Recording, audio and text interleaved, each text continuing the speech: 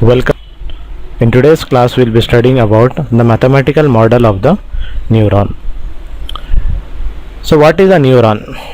A neuron is an information processing unit that is fundamental to the operation of a neural network. It is the basic unit. Now the neuron or the model of the neuron basically consists of three things. One is a set of synapses, second is the adder, and third is the activation function. So this is the block diagram of the neuron. Here you have the inputs, then here you have the synaptic weights, then you have the summing junction, then you have an activation function which provides you the output. I've already discussed in an overview in the earlier lecture about this, but in today's lecture we'll go in detail about this. So the block diagram shows the model of a neuron which forms the basis of designing a large family of neural networks.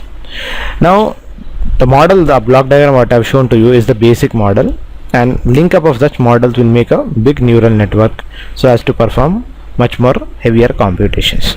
Now coming to the first one, that is a set of synapses, or the synapses are nothing but connecting links which are connecting the neurons, each of which is characterized by a weight or strength of its own. Specifically, a signal xj at the point of synapse j connected to the neuron k is multiplied by the synaptic weight wkj.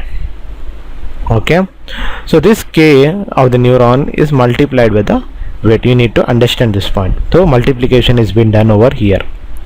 Okay, so wk1 is multiplied, okay, which is the weight.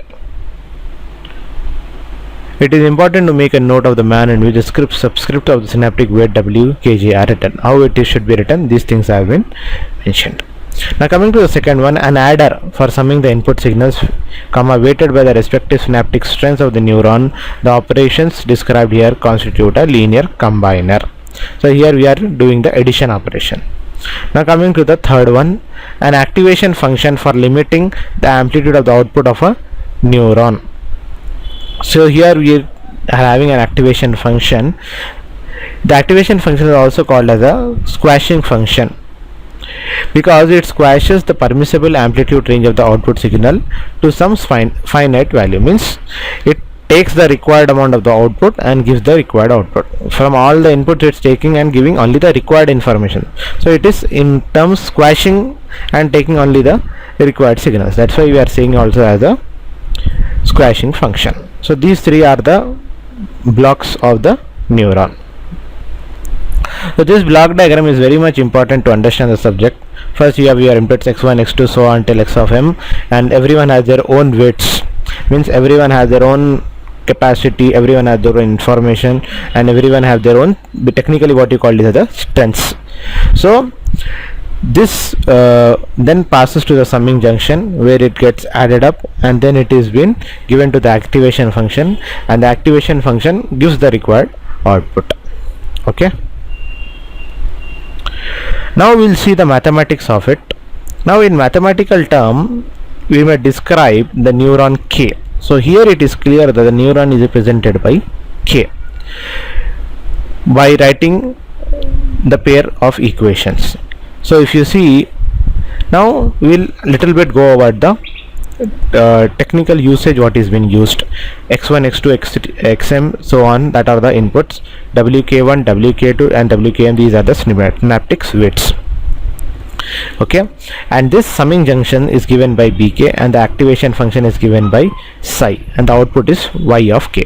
Why am no doubtly we are illustrating this while we are explaining also, but why I am saying this now is because so that we can have a clear understanding and the mathematical importance of it also.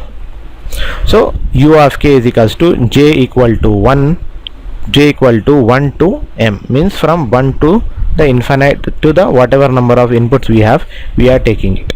Okay, now it is taking the weights multiplied by the inputs. Okay, weights multiplied by the inputs. So this is nothing but your uk and yk.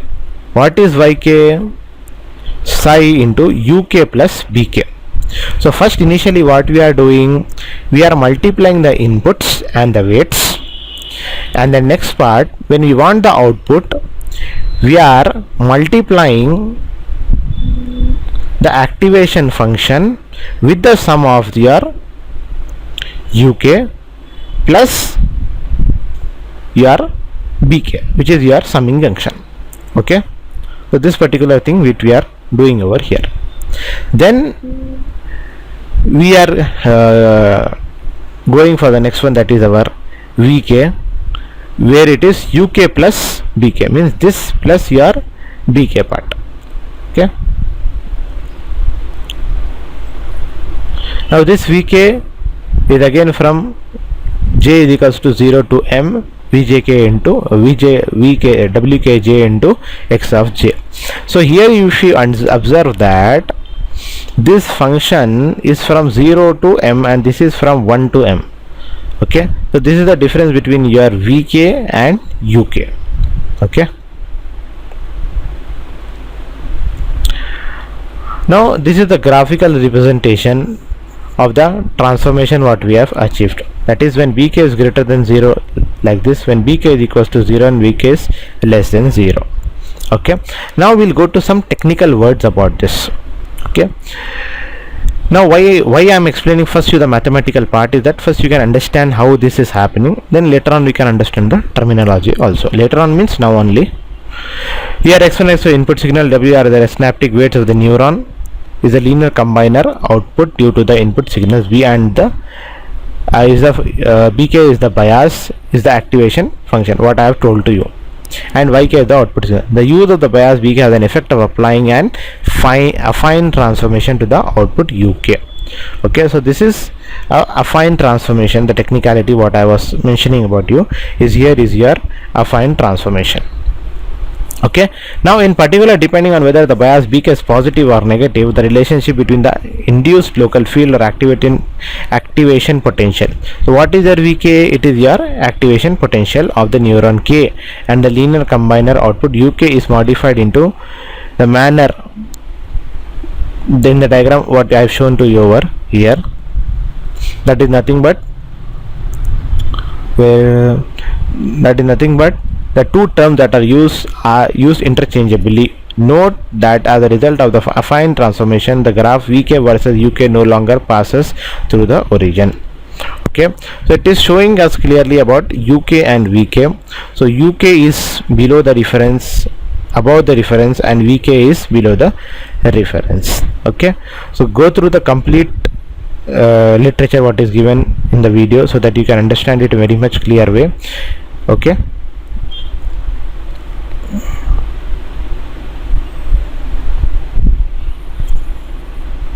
now we have added a new synapses, that is x0 is equal, that is the input is equals to +1, and if its weight, if we take the weight is equals to the bias, then it is BK. So whereas it gets modified into this particular diagram, that is x0 is equals to +1 and WK, that is the first input what you are having, and the first weight is equals to your BK. BK is nothing but your summing junction. Okay, so here you will be getting your VK part. This is another non-linear model, that is unmodified model of the neuron. Now you understood what is an activation function. This diagram, okay, this particular part is your activation function. There are different types of activation functions are being present. The first one is the threshold function, and this is 1 and 0 if V is less than or greater than equal to 0, and 0 if V is less than 0. Similar way it is also with respect to YK, VK, and this is the graphical representation of it also. The second one is the sigmoid function. The sigmoid function is the one whose graph is S-shaped. So with respect to the behavior, we are defining the functions. Okay, so this is we have studied about what you say, what is the mathematical model of the neuron, different function, different blocks of it, and why is the necessity with respect to mathematical also I have shown you.